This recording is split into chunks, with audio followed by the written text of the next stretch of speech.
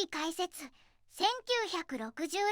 年のテレビ番組ベスト10。懐かしの名作を振り返る。ねえ、マリサ、1966年ってどんなテレビ番組が放送されたか知ってる？ああ、1966年か。その年はさ、テレビ業界にとって大きな転換点だったんだぜ。特に日本のテレビ番組は、今でも愛されている名作がたくさん生まれた年だったんだよ。それってどんな番組があったの？例えば、ウルトラ Q とか、ウルトラマンとか、あのウルトラシリーズの始まりの年だし、それだけじゃないんだ。実はコメディからアニメ、時代劇まで幅広いジャンルの番組が放送されたんだよ。ウルトラマンって、今でも人気だもんね。それに、今の子供たちにもあの怪獣たちが親しまれてるんだ。そうそう。あとは、これが青春だとか、明るく元気な学園ドラマもあったし、みんなが家族揃って見てた。そんな時代だったんだよ。なるほどね。じゃあ、今日はそんな1966年の名作テレビ番組をランキング形式で紹介するんだね。その通りだぜ。今回は、1966年のテレビ番組ベスト10を発表するから、楽しみにしててくれ。第10位。これが青春だ。1966年11月から1967年10月。さあ、第10位は、これが青春だぜ。このドラマは1966年11月から1967年10月にかけて放送された学園ドラマで、当時の若者たちに大きな影響を与えたんだ。これが青春だって、どんな話だったの？このドラマの主人公は、大岩ライタ。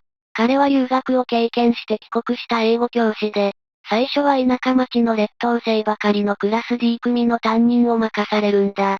劣等生ばかりのクラスで、どうやってその生徒たちと向き合ったの？ライタは、最初は戸惑いながらも、生徒たちと向き合い、彼らの中にある本当の力を引き出していくんだ。そして、サッカーを通じて、生徒たちと信頼関係を築いていくんだよ。なるほど。サッカーで絆を深めるって、青春そのものね。でも、ライタが生徒たちと心を通わせる過程は、どう書かれているの？実際には、最初はライタも生徒たちもお互いにギクシャクしているんだ。でも、ライタが本気で生徒たちを思い、彼らを信じることで、少しずつ生徒たちも心を開いていくんだ。特にサッカーの練習を通じて、みんなが一つになっていく場面が感動的なんだよ。それって、ただのスポーツドラマじゃなくて、心の交流が大事なテーマなんだね。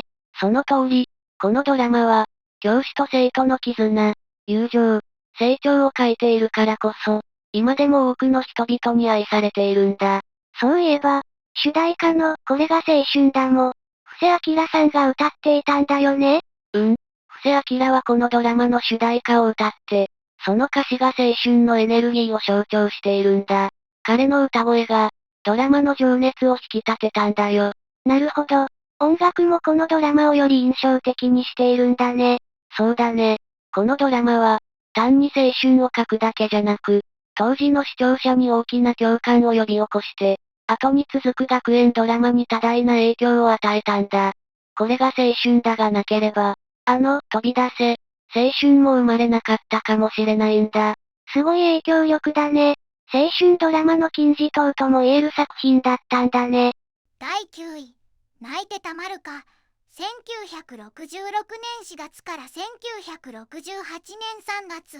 さあ、次は第9位だぜ。1966年に放送開始されたドラマ、泣いてたまるかだな。泣いてたまるかって、どんなドラマだったの？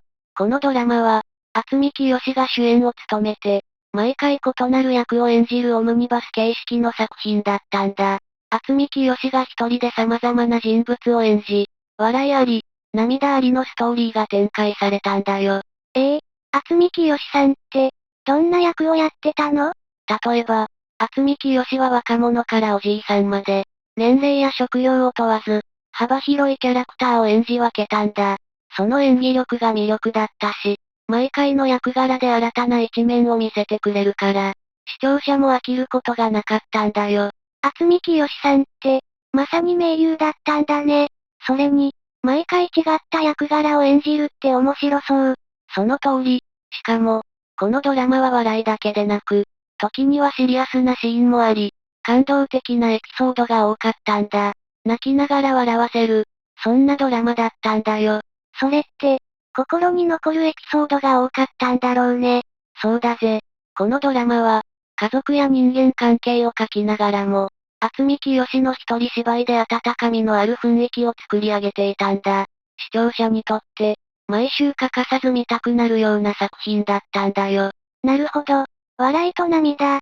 そして渥美清さんの素晴らしい演技力があってこその名作だったんだね。その通りだぜ。泣いてたまるかは、視聴者にとって心に残る素晴らしいドラマだったんだ。第8位、怪獣ブースカ、1966年11月から1967年9月。第8位は、1966年11月から放送された怪獣ブースカだぜ。このドラマは、発明好きな少年、富田大作がペットのイグアナに自作の栄養剤、クロパラを与えた結果、イグアナがゴジラのような怪獣に変身するんだ。イグアナがゴジラみたいに巨大化するの？まあ、ゴジラまではいかなかったけど、ブースカは元の30倍の大きさに成長し、ユーモラスな顔とずんぐりした体、さらには人間並みの知能といろんな超能力を持つようになったんだよ。それってすごく面白そうだけど、ブースカは怪獣って感じじゃないんだね。その通りだ。ブースカは怪獣じゃなくて、心優しい怪獣なんだよ。彼は戦うことを好まず、むしろ平和的な存在なんだ。超能力を使って、時には役立つ場面もあったけど、基本的には争いを好まないんだ。なるほど。ブースカは他の怪獣とは違って、悪者を倒すっていうよりも、周囲の人たちと一緒に生活していく感じなんだね。そうなんだ。ブースカには飛行能力や分身能力、さらには物を掴むための長い尻尾もあるんだけど、基本的にその力を悪事に使うことはないんだよ。じゃあ、ブースカはその能力で困っている人を助ける感じ？そうだな。例えば、ブースカは時々周りの人々とトラブルに巻き込まれるけど、結局はその優しい性格でみんなを助けるんだ。だからこそ子供たちにも愛されて、当時の視聴者にとって欠かせないキャラクターだったんだよ。なんだか、ブースカが出るだけで安心できそうだね。ブースカのキャラクターは、まさにみんなで仲良くをテーマにした作品だよ。このドラマは、ただの怪獣ものではなく、心温まるエピソードやギャグ満載のユニークなストーリーで、今でも根強いファンがいるんだ。そうだね。ブースカって本当に可愛らしいキャラクターだもんね。だからこそ、今でも愛され続けてるんだ。その通りだ。怪獣ブースカは、特撮や怪獣ものが好きな人だけじゃなくて、家族みんなが楽しめるドラマだったんだよ。第7位、銭形平次、1966年5月から1984年4月。第7位は、1966年に放送が始まった銭形平次だぜ。この時代劇は、大川橋蔵が主演を務める、長寿番組として知られる名作なんだ。銭形平次って、どんな内容なの？銭形平次は、江戸時代を舞台に、岡っ引きとして悪党を取り締まる平次が、毎回困難な事件を解決するって話だ。平次は、ただの捜査官じゃなくて、二丁術って術の腕が超一流で、さらには得意の投げ銭で物を切ったりするんだ。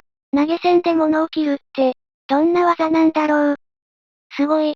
その技が平次の代名詞で、実際に投げた銭が敵の武器や縄を切るシーンは、かなりの迫力だったんだ。それだけじゃなくて、平次の人柄も素晴らしく、困っている人を助けるために行動する姿が、視聴者を引き込んだんだよ。なるほど。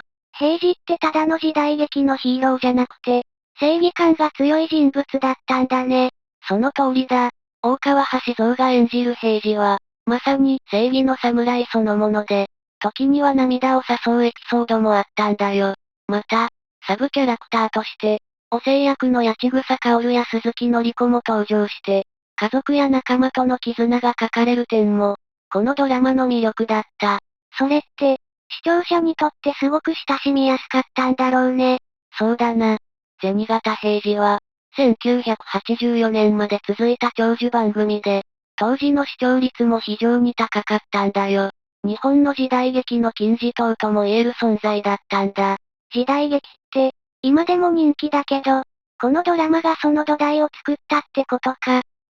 まさにその通り。銭形平次は、時代劇ファンのみならず、広い世代に愛された作品だったんだ。第6位、サンダーバード。1966年4月から1967年4月。第6位は、1966年に放送が開始されたサンダーバードだ。この番組は、特撮といえば外せない名作だぜ。サンダーバード、あのロボットみたいな乗り物や、トレーラーがすごく印象的だよね。どんな内容だったの？サンダーバードは、国際救助隊という特殊部隊が、世界各地で起こる災害や危機的状況に対して、最先端の技術を駆使して救出活動を行うという内容だ。番組の大きな特徴は、登場する乗り物やメカがすべて超精密模型で、これがいわゆるサンダーバードの秘密兵器だ。あのメカって、本当にすごかったんだね。特にサンダーバード1号とか2号が有名だよね。そうそう。サンダーバード1号は、超音速で飛行できる宇宙船。サンダーバード2号は重機や救助道具を積んでいる巨大輸送機だ。それに、サンダーバード3号は宇宙飛行用の宇宙船で、4号や5号もそれぞれ特別な能力を持っているんだぜ。すごい。すべてが特別な機能を持っているんだね。まさにその通りだ。さらに、この番組の魅力は、登場人物たちの個性がしっかりと書かれているところだな。特に、司令官のジェフ・トレイシーや、各サンダーバードの操縦士たちが、難しい状況に立ち向かう姿がヒーローそのものなんだ。そういえば、あの特徴的な顔のロボットも印象的だよね。それは、サンダーバードのロイドたちだね。彼らは、機械人形のように見えるけど、実は表情豊かで、キャラクターたちに感情移入できるんだよ。サンダーバードは、ただのアクションだけでなく、感動的なエピソードが多かったから、視聴者を引き込んだんだ。なるほど。そういった点でも、今でも愛される理由がよくわかるね。そうだな。サンダーバードは、世界中に多大な影響を与えた番組で、特に特撮や模型アニメーションの先駆けとして、今でもその影響力を感じることができるんだ。第5位、魔法使いサリー。1966年12月から1968年12月。第5位は、1966年から放送された魔法使いサリーだ。このアニメは、子供たちに大人気だった魔法を使う女の子が主人公のファンタジーだぜ。魔法使いサリーって、魔法を使う女の子のお話だったんだよね。どんな内容なの？そうだな。主人公のサリーは魔法の国から来た12歳の魔法使いで、地球に住むことになったんだ。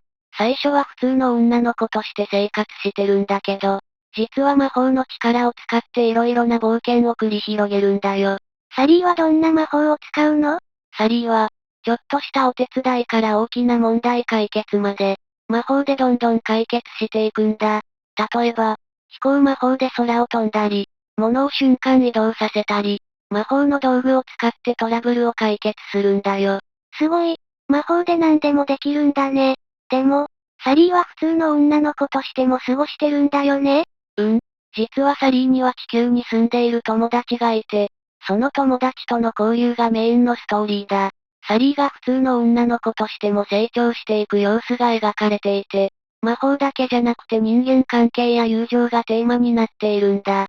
それって、子供たちにもすごく親しみやすいし、感情移入しやすいね。その通り、魔法使いサリーは、魔法のファンタジーだけでなく、友情や家族愛が書かれているところが魅力だったんだ。また、サリーの可愛らしいデザインも、視聴者に強い印象を残したんだよ。それに、魔法を使うことで、視聴者も夢のある世界を楽しめたんだろうね。そうだな。サリーが魔法で困難を乗り越えていく姿は、子供たちにとって憧れだったし、毎週放送を楽しみにしていたことだろう。魔法使いサリーは、今でも名作アニメとして語り継がれているんだぜ。第4位、焦点。1966年5月から現在放送中。第4位は、1966年5月から放送されている長寿番組、笑点だぜ。この番組は、今や日本のテレビ界の顔とも言える存在だよ。笑点って、あの大喜利の番組だよね。でも、どうしてそんなに長い間続いているの？笑点は、最初は落語家たちが集まってお笑いを競う番組だったんだ。でも、途中から今の形式になって、大喜利コーナーが中心となり、観客を楽しませるスタイルに進化したんだよ。大喜利って、即興で面白い答えを出さなきゃいけないんだよね。すごいなぁ。そうなんだよ。出演者は落語家を中心に、笑いのプロフェッショナルたちが集まって、毎回ユーモアあふれる回答を披露するんだ。それが視聴者を引きつけて、長年愛されている理由だな。でも、長い間続いているということは、出演者の交代もあったんじゃない？その通り、最初は柳家小さん、三遊亭円楽、初代林家三平など、名だたる落語家たちが出演していたんだ。その後も多くの大物が出演して、今では観客も大きな笑いを期待している番組になったんだ。そうやって、世代を超えて続いてきたんだね。笑点はその時代時代の笑いを取り入れつつ、伝統的な笑いのスタイルも大事にしてきたんだ。今も続いているのは、視聴者との信頼関係が築けた証拠だな。なるほど。それが長寿番組の秘密なんだね。日本のテレビで笑点ほど親しまれている番組は少ないよね。その通り、今も現役で放送中の笑点は、テレビ番組の金字塔とも言える存在なんだ。第3位、ウルトラマン。1966年7月から1967年4月。第3位は、1966年に放送されたウルトラマンだ。この番組は、特撮ヒーローものの金字塔と言っても過言じゃないぜ。ウルトラマンって、あの巨大なヒーローが登場するやつだよね。どうしてそんなに人気だったの？ウルトラマンの魅力は、なんといってもその斬新な設定だな。物語は科学特捜隊の隊員であるハヤタが、ウルトラマンという宇宙から来た巨大ヒーローと、融合することで怪獣と戦うというものなんだ。ハヤタがウルトラマンに変身するの？その通りだ。ハヤタはウルトラマンと一体化することで、怪獣と戦う力を得るんだ。でもウルトラマンは人間の姿じゃないから、いつでも変身できるわけじゃなくて、3分間という時間制限があるんだ。3分間？それって、どういうこと？ウルトラマンは地球の環境に適応するため、エネルギーを使うとすぐに力が尽きてしまうんだ。だから、ハヤタが変身したウルトラマンには3分間という制限時間が設けられていて、その間に怪獣を倒さなければならないんだよ。それは緊張感があって面白そう。でも、ウルトラマンってすごい力を持っているんでしょ？ウルトラマンは巨大な怪獣を一瞬で倒す力を持っているし、必殺技のスペシウム光線も有名だ。でも、その力を使うにはかなりのエネルギーが必要だから、短時間で決着をつけないといけないんだ。なるほど。ただ力強いだけじゃなくて、時間制限というドラマチックな要素が加わっているんだね。その通りだ。そして、ウルトラマンはただのアクション番組じゃなくて、正義感や友情、勇気といったテーマも書かれているんだ。だから、子供から大人まで多くの人に愛され続けているんだよ。ウルトラマンは、特撮ヒーローものの歴史を変えた作品なんだね。まさにその通り、今でもウルトラマンは、特撮の代表作として多くのシリーズや映画に影響を与えているんだ。第2位、奥様は魔女。1966年2月から1968年9月。第2位は、奥様は魔女だぜ。これはアメリカ発のホームコメディで、日本でも大人気だったんだ。奥様が魔女って、どんな話だったの？主人公は魔女のサマンサと、彼女の人間の夫ダーリン。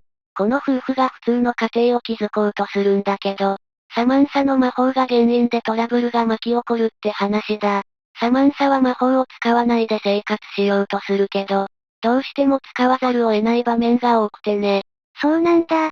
それって、ダーリンは魔法についてどう思ってたの？ダーリンは普通の人間として暮らしたいから、サマンサに魔法を使わないようお願いしてる。